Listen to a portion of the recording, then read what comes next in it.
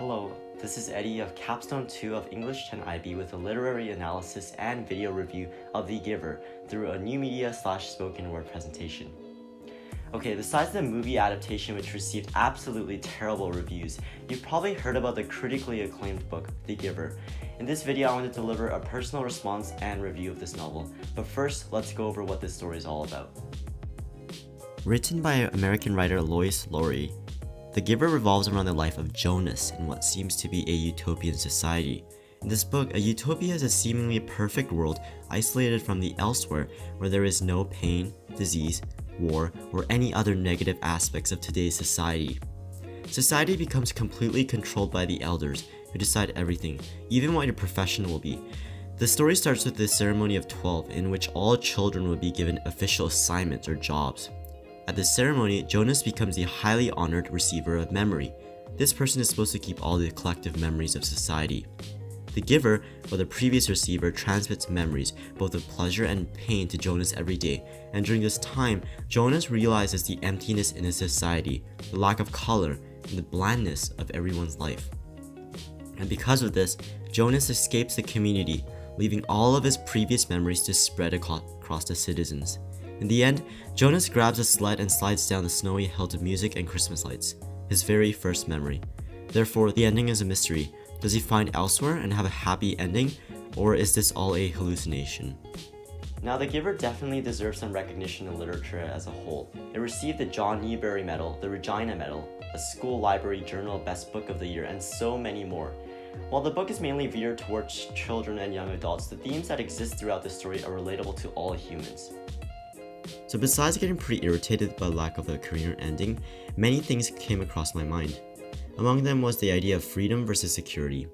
While the society of the Giver was initially viewed as a utopia by Jonas and all of their citizens, the book later reveals that most or all of one's rights have been sacrificed to create this perfect society. This is achieved by the lack of individual rights and civilian surveillance. Furthermore, deviants, or humans who break rules, show weird signs, or develop slower, are essentially killed. And as you may know, rights and civilian surveillance are two big topics across the world in the 21st century. This includes, and is not limited to, black rights, the death penalty, privacy issues, and civilian surveillance from the government. After pondering about this book, I kind of thought of China's social credit ranking system. In a nutshell, China recently announced a few months ago that they will be instating and fully reinforcing their social credit system announced in 2014. This social credit system will literally limit one's human rights such as travel, education, pricing, and societal reputation according to your behavior. According to their official documents, this is to support their idea that keeping trust is glorious and breaking trust is disgraceful. Sounds familiar? This is because lying and general human unkindness is strictly forbidden in the Giver society. Now, while I admit that the Giver's sameness rule is a little bit different in intent to China's current plans, they both embody a change in society for the greater good, what you may call the compromised greater good. Human rights are sacrificed and government surveillance is key in controlling society in both examples. Which brings up my next point. The truth hurts, or no pain, no gain, are relevant quotes to both this novel and our world. In our current society, as opposed to the Giver society, we have obvious negatives. This includes fear, pain, hunger, illness, conflict, and hatred. But as Jonas in the story realizes, his society achieves a painless state at the expense of individual expression and freedom. Lowry highlights the dangers when people choose conformity over individuality or personal expression, and unquestioned security over freedom. Personally, I feel that personal freedom and the acknowledgement of flaws in society is much better than the elimination of differences and rights.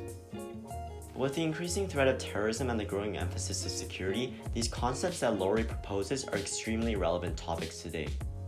Moving on, the community that exists in the book is a metaphor for restriction.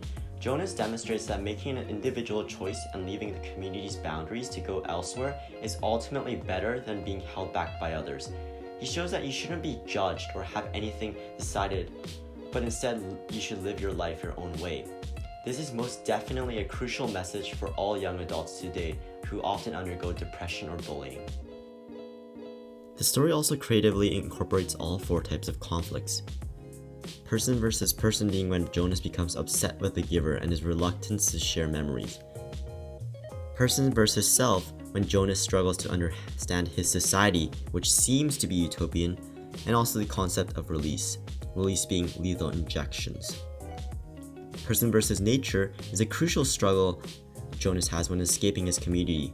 The harshness of nature is what seemingly prevents him from easily reaching elsewhere, therefore creating a dilemma. Does Jonas really make it, or did he die? Persons versus society.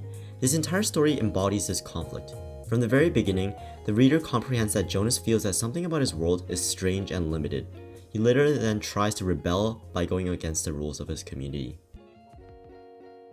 In the end, Laurie wants to show us the importance of choice, because in The Giver, there is no such thing as choice. Sure, that means that citizens will make wrong decisions that may potentially harm yourself and others, but what is life without the beauty of color, love, feelings, pain, and everything in between? Without emotions and choice, our lives are meaningless. Now for my personal response. I would give it a 9. I personally feel that while The Giver proposes a very interesting topic, it lacks a strong idea or concept. While not being as symbolic or radical as stories such as A Wrinkle in Time or Animal Farm, nor being as realistic and relatable as stories such as 1984, The Giver portrays a dystopian society with subtle motifs and symbols. This includes the color red, which symbolizes the fierce passion of Jonas, the river, which symbolizes change, and Gabriel, the baby which Jonas saves along his journey, a metaphor for Jonas's struggles. But regardless, Laurie wrote a fascinating story that evokes many thoughts about our current society. It's both powerful and rare because the ending is ambiguous and left to the reader's decision. And although this book may be specifically geared towards a younger audience, I definitely recommend this to all readers. To give a moment and realize what being a human and truly thinking is to be. To love, to feel emotions, to make a choice. So while I give the movie adaptation a 0, I feel that a relatively high 9 is a suitable score.